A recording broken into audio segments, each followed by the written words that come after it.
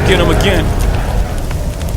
Welcome back to the Robezoid channel. I'm your host, Mark, and on the channel today, we are doing an unboxing first impression video on the brand of Salvatore Ferragamo. This one called Subtil pour Homme, Subtle for Men.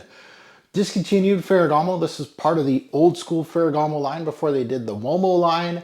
I always wanted to delve into these older Salvatore Ferragamo fragrances. It's nice to see one, of course, from the Fragflex haul. I don't have to unbox it. It is a tester, so I don't have the cheap little cap, which is like this small. A weird looking cap. But it's nice to see one cross my path here because I don't know, I'm kind of interested in these Ferragamos. And I know a lot of these older ones have, you know, sprinkled into the bargain bin. They've been in the bargain bins for a while, especially in the United States. So I can't wait to delve into this one. And again, if you haven't subscribed yet, what are you doing? Subscribe, smash that like button, smash it. Much appreciated. Merci beaucoup, everybody that's, of course, subscribed. I appreciate your support over the years, the months, the days. Now, let's get into the note breakdown. Let's see what this one is all about. And from what I see here, not much craziness going on. I guess Lotus, Artemisia, there's amber in here. There's nothing here that's screaming I'm different, I'm unique. I'm guessing the Lotus would be something different. This was released back in 2003, so again, an old school Ferragamo. I got my strip here. We're gonna put it on skin, obviously, still. So let's delve into this one. Let's not waste any time. Let's see what this one... Weak sauce, weak sauce. Weak atomizer, a small little atomizer. Look at that thing, it's tiny. So let's smell this thing.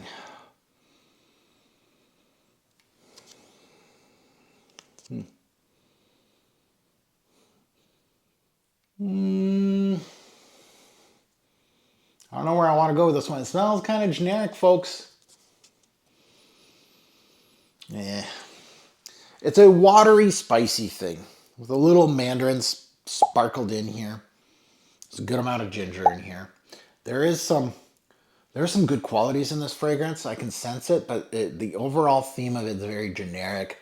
The Lotus gives a watery aspect to fragrances. Violet does the same thing. They are dominating this introduction right now. You know, I really liked the Lotus in the Hermès Jardin series that they utilize. I think Jardin sur le Nil utilizes it, and it's a watery, beautiful thing. Not as good as the Hermès, which is obviously, it has a little bit of a rough opening here. Let's put it on skin. Let's see. A cheapie. I just sprayed my watch. Great. Yeah. It smells exactly where it belongs. The bargain bin. I don't think... It's not a showstopper. It is a stopgap fragrance. It is a starter fragrance. It is a teenager fragrance. It is a signature scent for someone. And it could be a signature scent for years for somebody. It smells like a bargain bin synthetic thing. It's a freshy kind of aquatic thing. It's like a poor man's Acqua di Gio, but it smells kind of like a deviation of Acqua di Gio and kind of like the blueies of today. It really is like a stepping stone of that, but it has more of the early years generic taste of it. Like, there is some good points in this release, but there's nothing unique here. There's nothing in there. You can do much worse as far as uniqueness goes, obviously. There is some redeeming qualities here, a little bit, but there's nothing worthwhile here to search this fragrance out. Just another bargain bin scent that you can randomly pick out in the bargain bin. It'll do the job. It is signature scent worthy.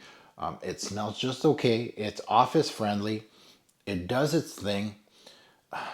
You know, there's stars in the bargain bin. You know, these some fragrances that just go into the bargain bin and always sell out. You have to be like the first day there, you gotta grab it. And then there's the ones that stay in the bin for a bit. And this is one of those, like someone's going to give it a chance and it's going to be a little better than what they expected because they kept seeing it every time they went to Ross or TJ Maxx. And then they finally got it. And they might be happy with the purchase, but it's not one of those that they'll be like blown away. Like there's stepping stones in this fragrance game, you know, where we all have these journeys with fragrances. And some people stop at certain places in the journey. You know what I'm talking about, right? There's that one guy that, you know, maybe tested out 3-4 colognes and then stopped with this, let's say, fourth cologne in 2003, brand new, and they love it. And all they want to do is they stopped right there. They just keep buying this stuff. And that's their signature scent. And there's nothing wrong with that.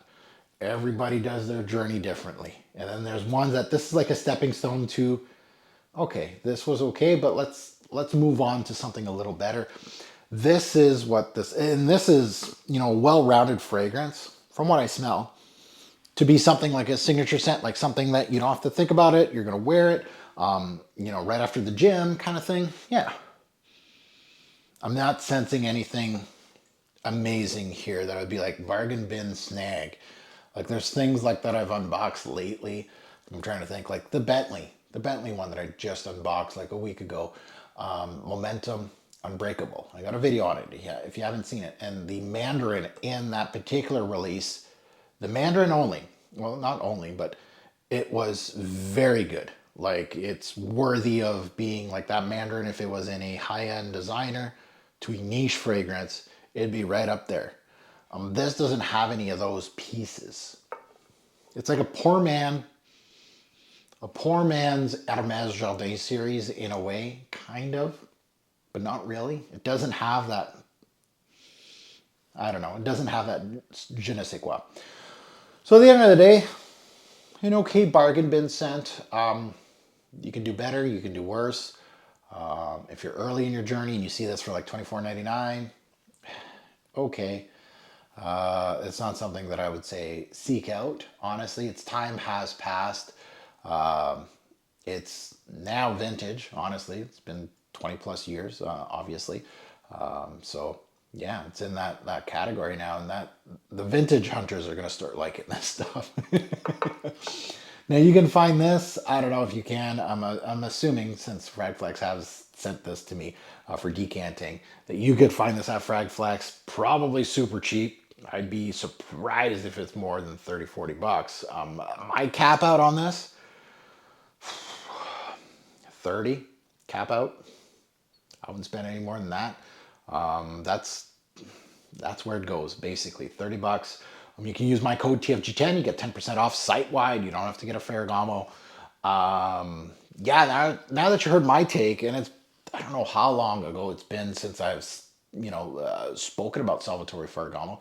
And this is what I like about this Fragflex haul, is that I'm almost re-energizing the channel with new videos, older releases with this Fragflex haul. And I love it. I absolutely love discovering now. This is another one in my Rolodex. Somebody talks about Salvatore Ferragamo.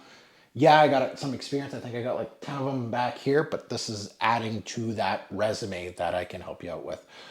So it's always good to test and have videos out for it. I'm sure this has been spoken about in our community, but probably not too much. I think the bargain hunters would probably have videos on this, and maybe my vintage lovers may start getting into this. But as always, a great pour fragrance will make a lasting impression. Choose your scent wisely. Thanks for watching, YouTube. Have a good one.